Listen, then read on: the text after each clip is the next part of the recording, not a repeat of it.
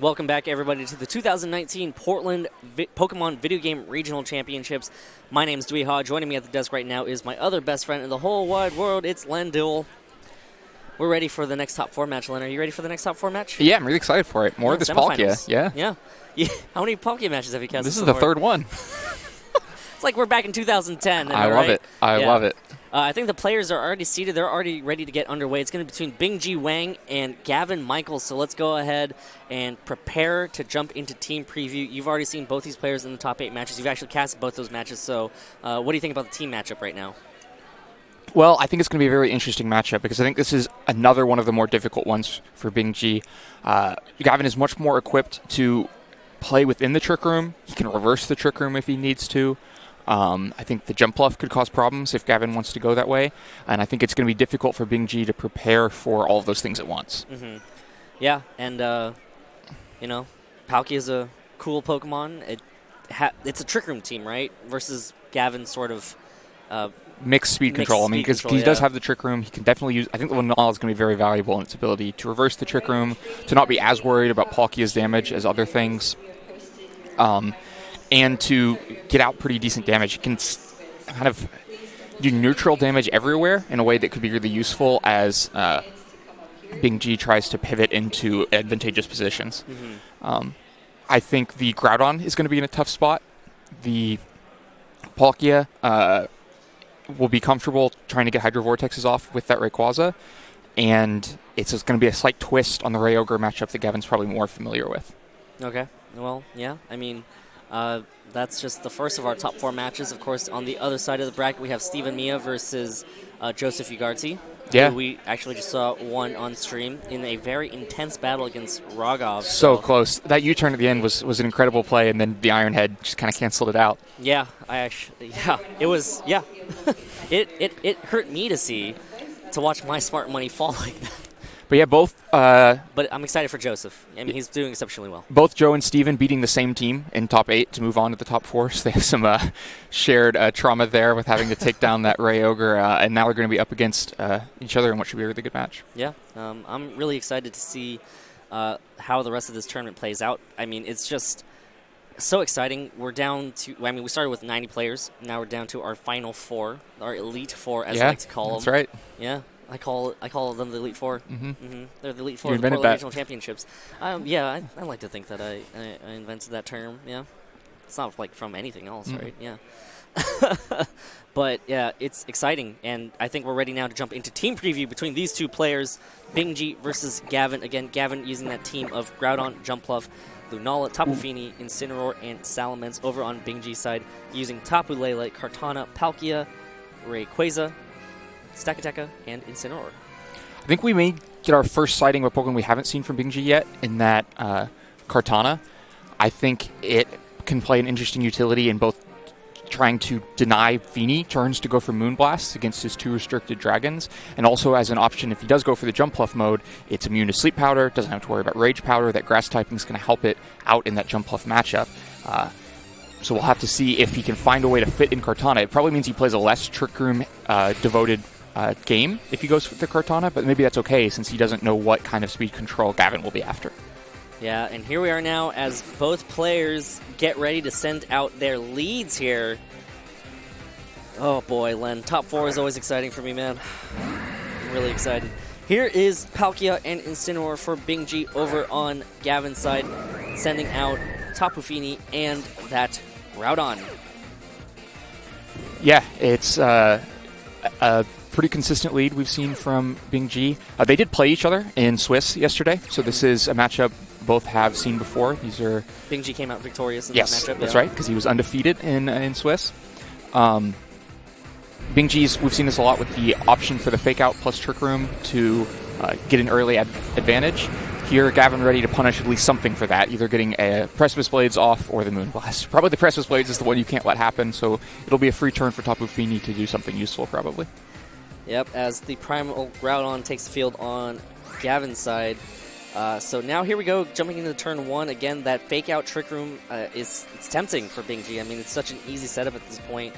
Palkia pretty strong against what is You know, I mean, Tapu Fini can hit it hard with that Moonblast, like you mentioned, but it's not going to be getting any big one-hit KOs or anything like that. And Palkia doesn't actually have any offensive pressure at all right now until the Rayquaza hits the field and gets rid of the Sun, but that might be about what's about to happen.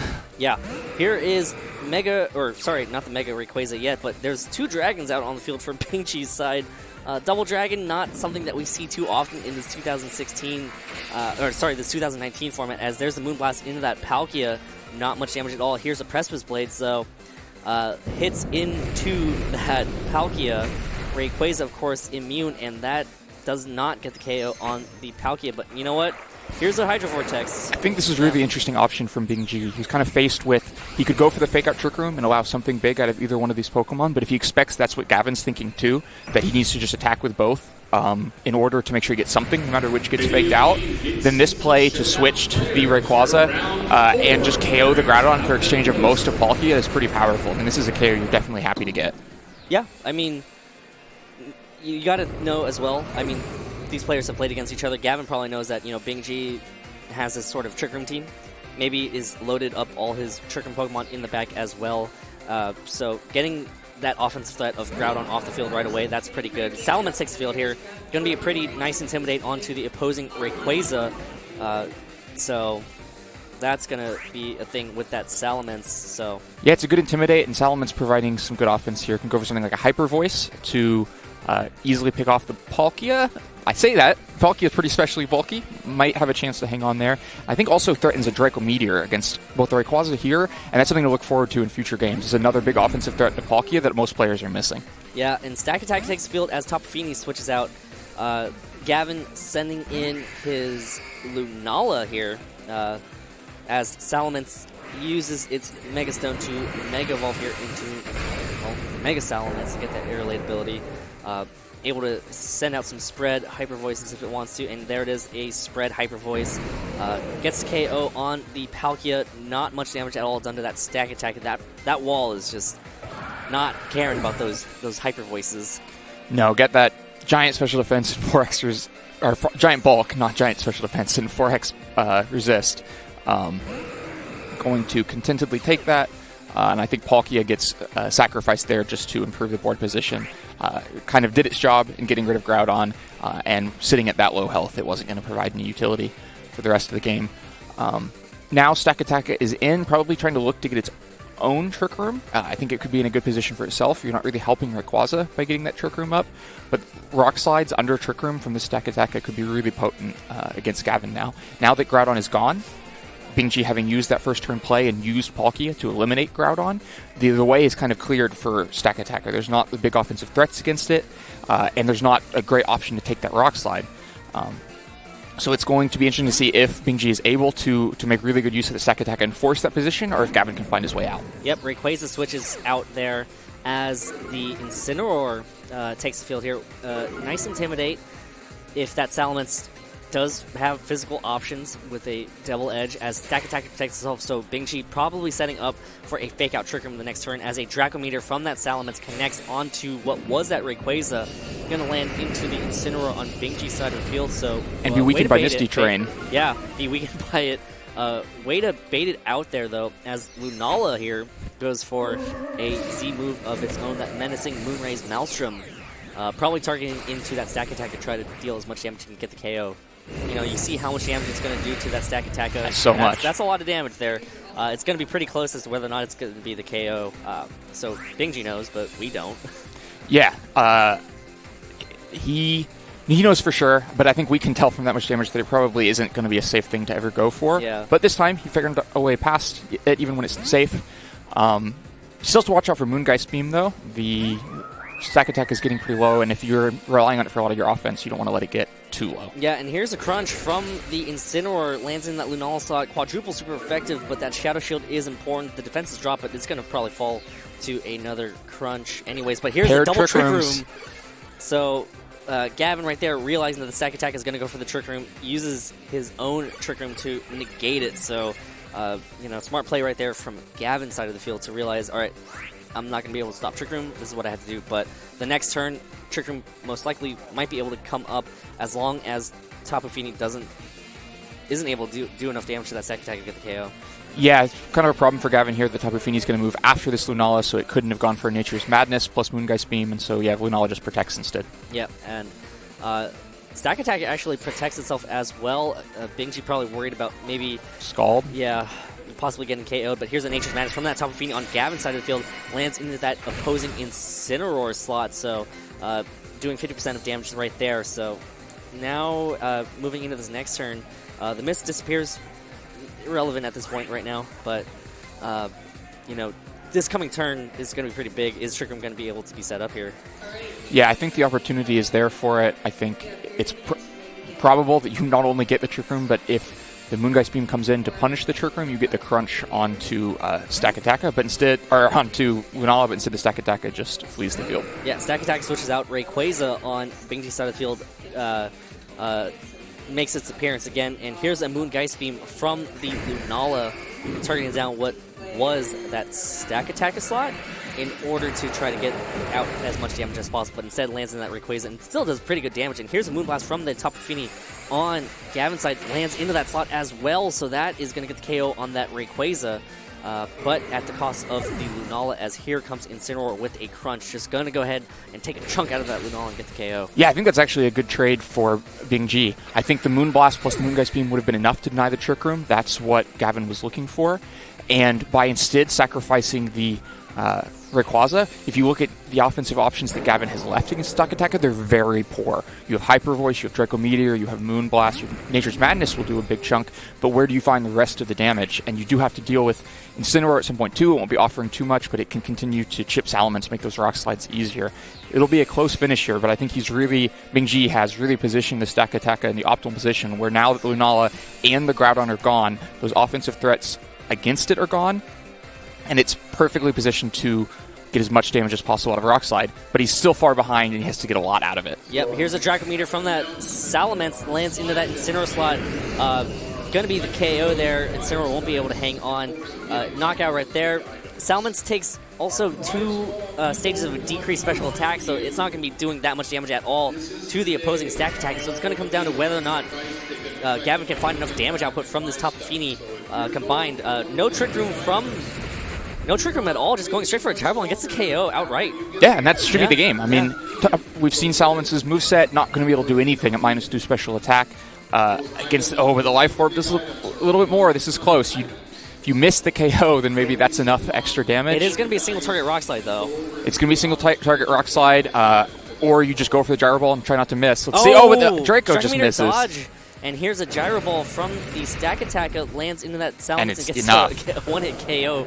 Oh my gosh, Stack Attacker is so strong.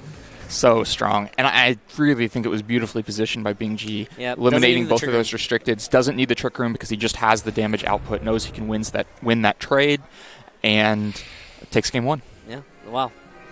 Strong performance right there from Bingjie. I mean, going back to turn 1, just immediately removing the big threat of that Groudon on Gavin's side of the field. I mean, you know, realizing Stack Attack is my bread and butter. I think it was a really smart play because he identified something he needed to eliminate to get to that Stack Attacker win condition, and he identified a way to do it, which was Gavin minimizing risk. Because the way to minimize the risk of the Incineroar Fake Out is just to leave both Pokemon open. If what you're thinking is the punish for that is Trick Room, it doesn't matter that they're open; they're not really a damage threat. And Bingjie twisted that on Gavin and put Groudon in a big damage threat. We're bringing in Rayquaza and getting that KO so quickly. That didn't let him play the much slower game. It slowly burnt away the Lunala until Stack Attacker could win. Yeah, now jumping back into team preview, one thing that Gavin's going to have to do is definitely preserve that Groudon for later on. You have to respect that, you know, Bingjie is willing to play outside of Trick Room if Bingjie realizes that, you know, I can get some big knockouts. Yeah, and it makes the Incineroar Palkia Fake Out Trick Room play much stronger because Gavin probably has to be careful, has to seriously consider protecting Groudon to avoid the same play that happened in the last game. And if you do that and just get,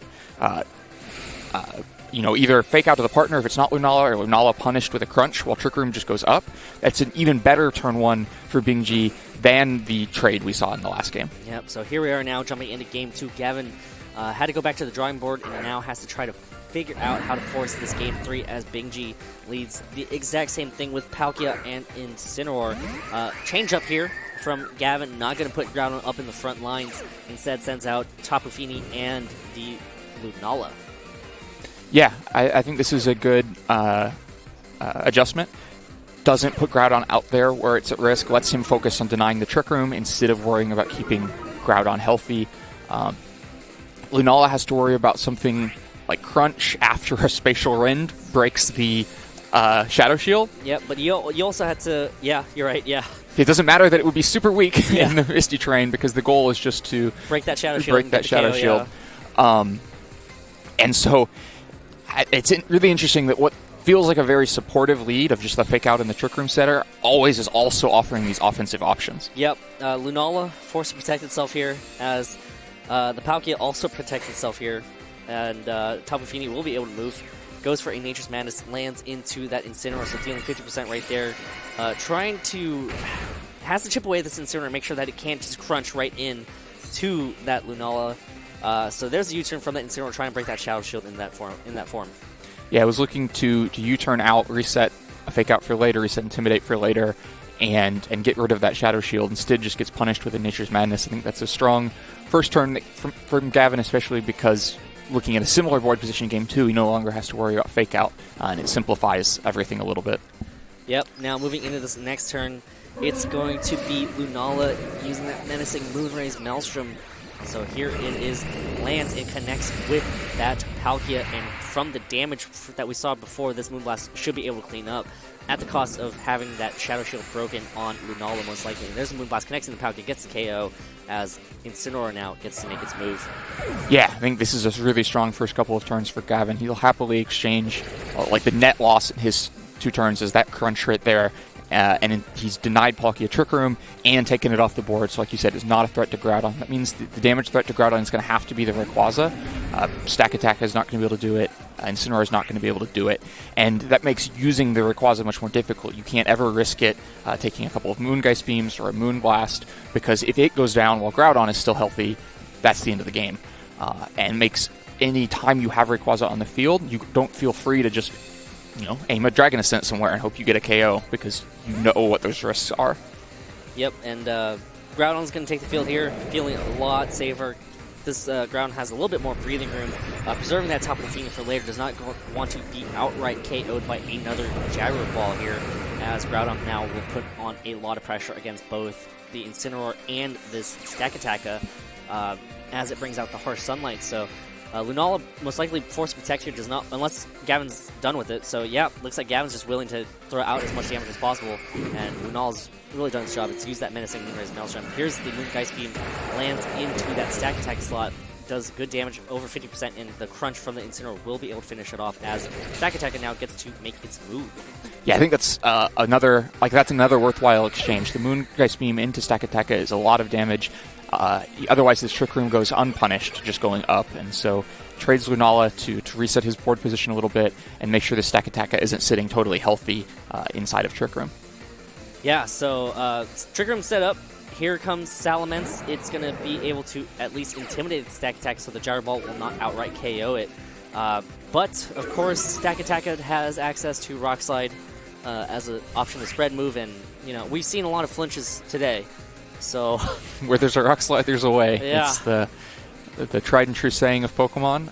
It's also going to be, of course, good damage against the Salamence, so you're not purely fishing for the flinch, but it'd be nice to see one on a Groudon for Bingjies. Yeah, because if you don't get it, that Precipice Blades comes out and is just 2 KOs, so you've got to be very careful. Yeah, so Gavin right now using this time to kind of weave in some Intimidates as Stack Attacker protects itself here, as Incineroar uses U-turn, hits into that Groudon slot. Going to be able to switch in the Rayquaza and have that Rayquaza out onto the field and have it try to deal with that Groudon as well, but you also have to watch out for that Tapu Fini on the other side. Yeah, the Tapu Fini is really well timed, where the U-turn allows Rayquaza to come in to take this Precipice Blades without taking any damage, but because of Bingjie's own Trick Room, not going to be able to move before it gets Moonblasted, and that makes it much more difficult to find the avenues here to get the Dragon Ascent off onto Groudon before the Groudon gets the Precipice Blades off onto the Stack Attacker. Yeah, so Stack Attacker, I mean, again, I'm not. It's always a good option, Rock Slide, but of course, if you don't get those flinches, then you just outright get KO'd here. Yeah, it's difficult here because now you're not even getting the good reward of the Rock Slide damage on his Salamence. You're looking at Rock Slide damage on his Tapu Fini anyway, so it's much more openly just kind of searching for the flinch. The Gyro Ball on a Tapu Fini will be really strong damage, but shouldn't be the KO after the Intimidate, and so would just open you up to Moonblast and Precipice Blades. Yep, Mega Rayquaza will be taking the field here for Bingjie side. I don't even think we got to see Mega Rayquaza in the last game. I think it just got outright KO'd. As Mega Rayquaza takes the field here, now Stack Attack goes for the Rock Slide here. It connects with both Pokemon. Is it going to be able to flinch anything here? Again, if there's a Rock Slide, there is a way as the Life Orb. Oh wow, that massive flinch. As Tapu Fini uses Moonblast, hits into that Mega Rayquaza slot, not getting the KO there. Does get a special attack drop as Dragon Ascent from that Mega Rayquaza will land into that Tapu Fini. Yeah, interesting target selection here. Just wants to get Tapu Fini off the field because it makes Rayquaza feel a little bit safer, not having to worry about the Moonblast. But you're only going to get a few opportunities to get the Dragon Ascent on Groudon. Probably now that that opportunity wasn't taken, your Bingjie will instead be looking for Trick Room to expire and to just outspeed and get the Dragon Ascent onto Groudon. But he has to worry about the Salamence that can set a Tailwind if that's what it needs to get Groudon faster than Rayquaza. Hey, we're talking several turns from now.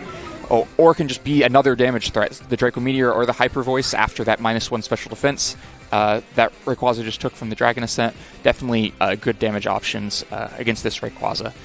Incineroar probably likely to come in for one of these two Pokemon now. We'll just get an Intimidate onto Groudon and go down, most likely.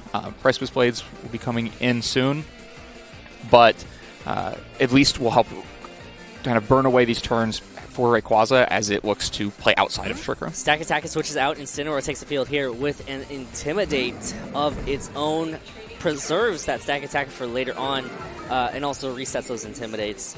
If you're a Stack Attack, you hate it when something just drops an Intimidate onto you, as Salamence protects itself, doesn't want to take some Rock Slide damage at all, as here's the Fire Punch from the Groudon, lands into that Rayquaza slot, does not get the KO from that range, and here's another Dragon Ascent. The Dragon Ascent from that Rayquaza hits into that Primal Groudon slot, does good damage right there, but Groudon hangs on with about 1/3 of its hit points remaining. I think that was really good from Bingjie to sneak in another Dragon Ascent, though, because there were lots of ways that Dragon Ascent could have not gotten off. Without that Intimidate, Fire Punch might have been the KO. Inside this Trick Room, Salamence, not Mega Evolved yet, could have moved before Rayquaza and just KO'd that Salamence, but it was too worried about the Rock Slide, so it protected itself and let that Dragon Ascent get slipped in as the slowest thing on the field. Yeah. And it is really important extra damage as Bingjie tries to figure out how to find these KOs as he slowly loses these health bars. Yep, Groudon forced to protect itself here. Doesn't want to take maybe a Fake Out and an Extreme Speed to possibly get KO'd, as there's the Fake Out into that Groudon Protect, as now Salamence, not Mega Evolved, just uses Hyper Voice, normal type Hyper Voice, just trying to get that KO onto that Mega Rayquaza right there. So things are looking pretty bleak right now for your Bingjie. You got that Incineroar, you got that Stack Attack, as Trick Room is expiring. Yeah, I'm not sure if Bingjie respected the option that Salamence could just be slower than Rayquaza and move forward in Trick Room there. Looks for the Fake Out onto Groudon and was probably looking for Dragon Ascent onto Salamence then, but just takes the Hyper Voice and gets knocked out after 2 Dragon Ascents means -2 special defense. It doesn't matter that it's just normal type Hyper Voice at that really low health bar. Yeah. And here's now as Trick Room expires and Fake Out has been burnt, Precipice Blades just KOs both if it doesn't miss. Yeah, so Gavin has to connect with the Precipice Blades here. Otherwise, that Stack Attack has a chance to just go for a Trick Room and go for a bunch of Rock Slides. Here's it's Mega Evolve now. Here's a Hyper Voice, connects on both Incineroar and that Stack Attack, as now Groudon gets to move, uses Precipice Blades, does it connect with both? It does connect with both, and that does it for Gavin. Gets KO on both the Incineroar and the Stack Attack, so now Gavin's forcing Game 3. Yeah, I think it would get really interesting in the middle of the game. Gavin had a really strong opening, and then a kind of, I think, ceded ground, and slowly Bingjie got closer and closer right up until that Hyper Voice KO'd Rayquaza, and Gavin went commandingly back into the lead. I think it'll be important for Gavin that he continues to get a strong opening to the game. So far, he hasn't had a really the exchange of Groudon for Palkia was a fairly poor opening for him, but it wasn't as bad as something like a free Trick Room would have been. Yeah. And so if this third game ends up being the first really poor opening for Gavin, it's going to be difficult for him to fight through it. But if he can find another strong one, like the KO onto Palkia without losing Groudon in that last game, he's demonstrated that he can play even once that Trick Room goes up, even when things get a little strange with Dragon Ascents landing all over the place, that he can still close out the game. Yep, Bingjie has to try to find a way to deal with that Primal Groudon. You don't, if you're Bingjie's side, if you're his team, you don't want to just struggle to deal with KOing that Groudon. You had such an easy path to it in Game 1. I'm still interested in seeing Kartana come out. We've seen Tapu Fini be very useful in these games so far. It sits there has a very bulky Pokemon, threatens these Moon Blasts, that even though they're not the Twinkle Tackle from some other Tapu Finis we've seen, and it's not doing so much damage, it's the thing that puts all the extra chip onto Rayquaza. It's the thing that alongside of the Menacing Moonraze Maelstrom KOs Palkia. And so Kartana could help get that thing off the field quickly, and maybe could ease Bingjie's reliance on the Trick Room so that he isn't forced to give up big losses just to get it up. Yep, and Gavin, same leads as Game 2, using Lunala and that Tapu Fini. As Bingjie sends out his leads here, it's going to be the Incineroar and the Palkia, so no adjustments yet from either players from Game 2. Yeah, I think Bingjie had it relatively successful in Game 1, and I mentioned how the way it was successful in Game 1 made it more potent moving forward. But I think Gavin did adjust to it well in Game 2, and so he sticks with what that adjustment was. We're now, again, other than worrying about something like the Spatial Run Crunch, which last game Gavin just protected on the first turn to not have to worry about it, there isn't too much risk of loss here. Lunala isn't as important to keep healthy as Groudon is. Tapu Fini is really safe, completely safe here. And so it's free to get off something like the Nature's Madness to get off in turn 1 of Game 2. Yep, and here's a Protect again from that Lunala, as the Palkia follows suit, protects itself as well, does not want to get Moonblasted here. As there's the Moonblast from that Tapu Fini, lands in that Palkia, and here's a U-turn from that Incineroar. So pretty much the exact same thing that happened in Game 2. Yeah, nearly a mirror of Game 2, except that Nature's Madness doesn't land on Incineroar, meaning it's healthy. I think that could make a big difference. We saw Incineroar get pressured off the field because it was at 50%, and so it couldn't... eventually did land the crunch to KO the Lunala, but it kind of was forced to pay a higher cost for it. Now sitting there at full health. Yeah. But I think the Menacing Moonraze Maelstrom plus Moonblast play is still on the table. I don't think Bingjie has great switch-ins for it. Nothing we've seen, obviously Rayquaza in the back would go down, Kartana in the back would go down, Stakataka in the back would go down. And so now that Palkia is protected, you're probably losing a Pokemon in that slot no matter what. He gets a double wow, protect. That's massive. A turn 2 double protect. Wow. And here's the Menacing Moonraze Maelstrom from that Lunala. And a Moonblast after this damage, though it will be close. And Lunala will be much more vulnerable, having already taken the crunch it's about to take. Yep, and here's the Moonblast into that Palkia. Not going to do any damage at all, as finally that Shadow Shield on that Lunala is broken with the big crunch here. So, again, such a huge turn 2 double protect from that Palkia. Yeah, I mean, this is massive now, because Palkia can just click Trick Room. Gavin can go for the Moonblast Photon Geyser. If you get it, you're still trading Lunala for it. If you miss it, you're both allowing Trick Room and losing Nala, which is just devastating. And so I think it's probably not even worth attempting because of that, but that means you're giving up Trick Room. And that's the kind of bad opening I was just talking about, where, yes, it required the double protect to get there, but now for the first time, we may actually see the Palkia be able to use that Trick Room animation and set up for the Stakataka, rather than the Stakataka having to do it for itself. And every time we've seen the Stakataka to do it for itself, it loses a bunch of health in the process. Here's the Moongeist Beam from the Lunala. So he's attempting it. We'll have to see if it's the KO. Yeah. So here it is, lands in that Palkia. Moonblast is going to be pretty close here against that Palkia. I think that will be it to get the KO onto the Palkia. It is, yeah. Okay. So it just took a little bit more time, but you are also losing that Lunala a little bit earlier than you did in, pacing-wise compared to Game 2. Yeah, I mean, that's the difference so far. We have two things that are big changed. Incineroar is sitting there at full health, not 50%, and Lunala's knocked out on the turn that Palkia is knocked out, not just Shadow Shield broken.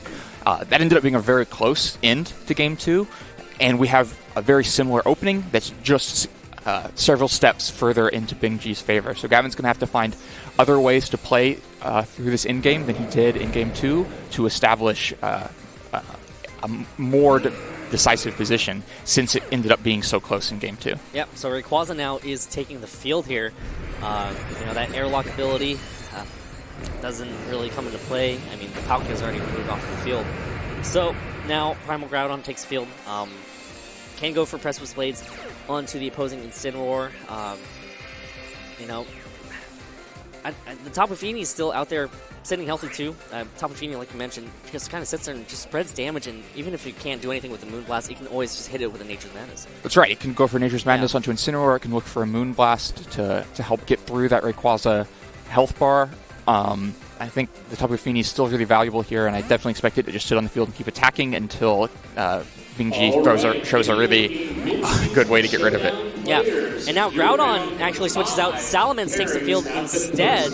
So Salamence taking the field using that very important Intimidate ability to weaken the amount of damage that Incineroar can dish out, as well as, most importantly, how much damage that Mega Rayquaza can dish out.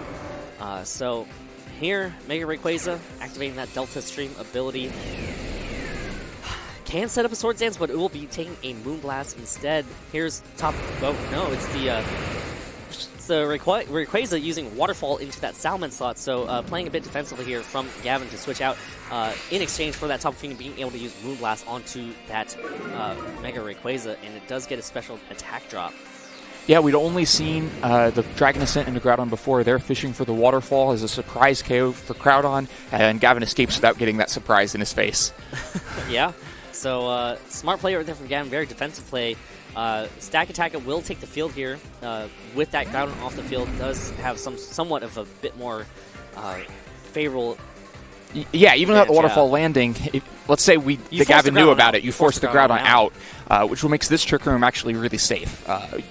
We've seen how little damage these two Pokemon can do against the Stack Attacker, and it's easy for Rayquaza to come out and just send back an Incineroar, not getting a useful Intimidate onto either of these Pokemon, but being ready to provide Fake Out on that first turn in the Trick Room, especially if Groudon comes out here. Yep, and you can also save that Rayquaza for later on if that Groudon comes in to hit it with a Waterfall. As Salamence switches out here, Groudon is going to take the field again, but again, Trick Room is going to be coming up here, so yeah. Primal Groudon gets some weather advantage here for this upcoming turn, but the Moonblast from that Tapu Fini lands into that Incineroar slot, so does negligible amounts of damage there. Okay, alright, Stack Attack just goes straight for a Gyro Ball. No Trick Room, just going straight up for a KO onto that Tapu Fini, so a big threat on Gavin's side has been removed there, so... Yeah, it's interesting. I identified that it's sitting on the field being difficult to get rid of, taking, too much momentum away from Bingjie for him to get rid of it, and then constantly forcing Rayquaza off the field was a problem. And so he decides more important than Trick Room, because we saw in the end of Game 2, he actually got into a position where he needed to stall out his own Trick Room, because in order to make Rayquaza as powerful as it can be, he needs the Trick Room gone. So there, he says, well, I don't actually need the Trick Room from Stack Attacker. What I need from Stack Attacker is Tapu Fini gone off the field. And so he can just do that in a more straightforward way, going for this Gyro Ball, and still leaves this Stack Attack in a pretty favorable position because of the Fake Out that's about to hit this Groudon. Here's Fake Out hitting that Groudon. Salamence not Mega Evolving just yet, using Hyper Voice, but could also just go straight up for a Gyro Ball to get the KO on the Salamence here. It's a critical hit, and there's Groudon flinching, and there's the Trick Room from that Stack Attack. It's still a very safe move. Yeah, you got the Trick Room in a safe position. It's really interesting to me that Gavin didn't Mega Evolve there. Maybe it's missed. Maybe it's just a missed button click, but knowing Gavin, it's probably something more thought out. And we saw how important it was that the speed arrangement inside the Trick Room worked out, and maybe Bingjie thought he was more safe to go for the Trick Room because the Salamence was going to definitely Mega Evolve that turn, and he could Trick Room as it does, instead it stays in the normal form and will be a pest to that Rayquaza if it's forced out. Now, Stack Attacker does have the Trick Room with as Beast Boost negated by Intimidate, but that means it's not intimidated, but still has to worry about Groudon. Yeah, so Salamence sticking around here with the Protect, as Stack Attacker to follow suit with the Protect as well. Incineroar here using Crunch, just going to take a bite out of that opposing Groudon. And here's a Precipice Blades from that Groudon. Hits into that Stack Attacker Protect and connects with that Incineroar, though. So one thing I'd like to note is that I believe that the Salamence did not Mega Evolve because it wants to stay slower than the... right, that's what I was saying. Yeah. The Rayquaza can go for a Draco Meteor, right? Right, yeah.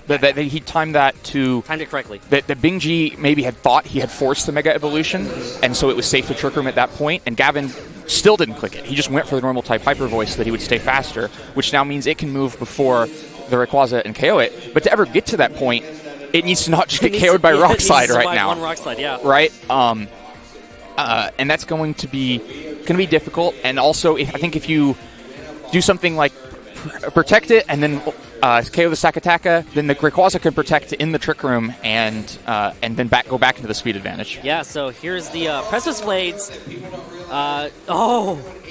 It actually dodged. The Sakataka and the Waterfall here connects. Yeah, hits into that Groudon and gets the KO. Oh, man. That Bingjie did it.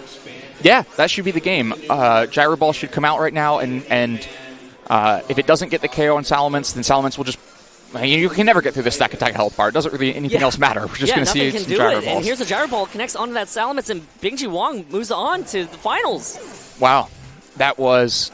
that's an unfortunate miss for Gavin.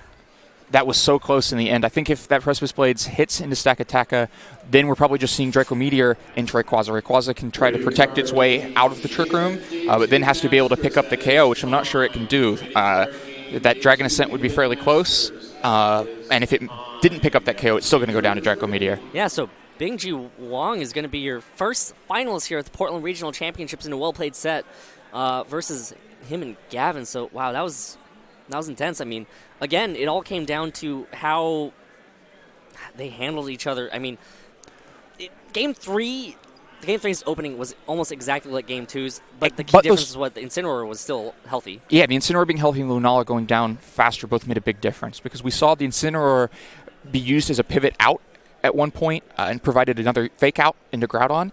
When it was at below 50% health, that's all that extra damage that if it had taken it after the Nature's Madness would have just been a KO'd Incineroar. And then the Lunala being gone sooner just gave an earlier opportunity for Bingjie to force the Groudon back out and take more of the aggressor position in that game. Wow.